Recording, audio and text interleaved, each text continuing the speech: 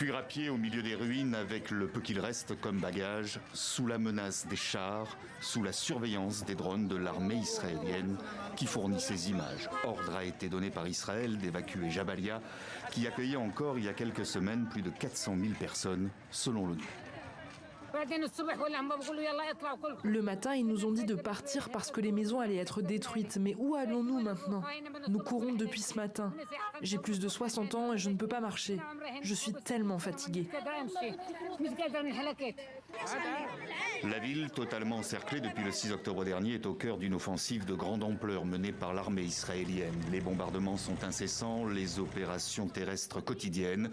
Cette secouriste palestinienne est restée piégée 16 jours dans un abri sans eau ni nourriture. Aujourd'hui, à Gaza, elle témoigne.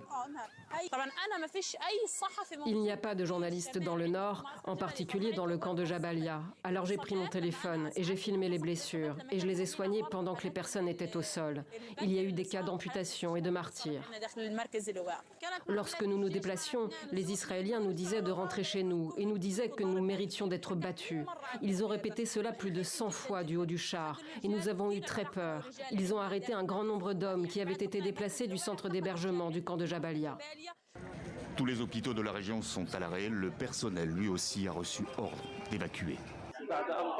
Les forces d'occupation israéliennes ont ordonné aux équipes de la défense civile et au personnel paramédical de cesser complètement leurs activités, de quitter le nord et de se rendre dans la ville de Gaza. Et le responsable de l'Organisation mondiale de la santé déclare avoir perdu ce vendredi le contact avec le personnel du dernier hôpital qui fonctionnait encore dans le nord de la bande de Gaza, à la suite d'un raid mené par l'armée israélienne. Une évolution, je cite, profondément inquiétante au vu du nombre de patients soignés et de personnes qui y ont trouvé refuge.